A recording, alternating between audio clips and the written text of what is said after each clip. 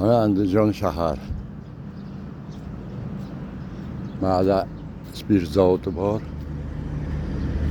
Naryoqda Hamkorbank.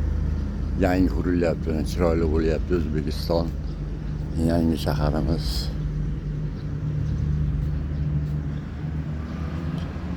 Xursand bo'ladigan joylari juda ko'p.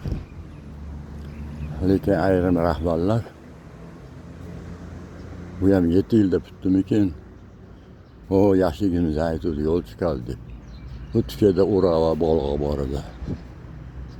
Ama chiroyli bo'lib qoldi. Yurtboshimiz omon bo'lsin. Lekin paxta qo'yadigan insonlar ko'payib ketdi-da. Yurtboshimizga. Aybim ochilib qolmasin deb. Mayta kutdi-yu, lekin qachon ochiladi?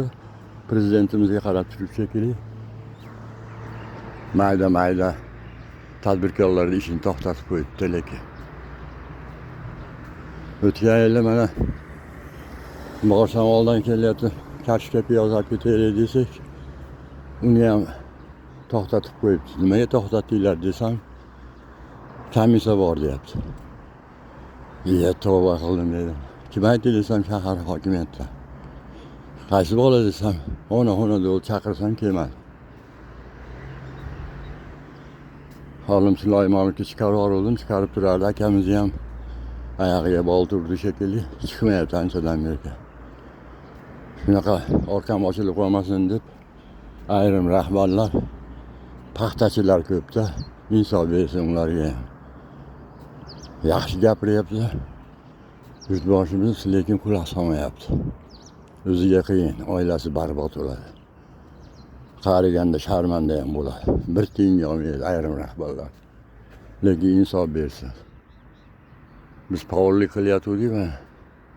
Ancha-muncha oilamizga daromad kelyapti, shuni to'xtatib qo'yibdi, shunga men achchig'im kelyapti. Endi qonda borda bizda ham. Nopoklik bo'lsa men achchig'im ketib keladigan. Shuni iltimos bloger jurnalist aka-ukalar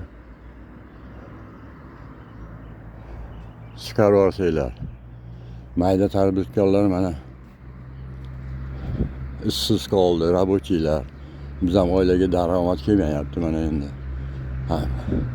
Ancha foyda bo'lyapti. Iltimos sizlardan.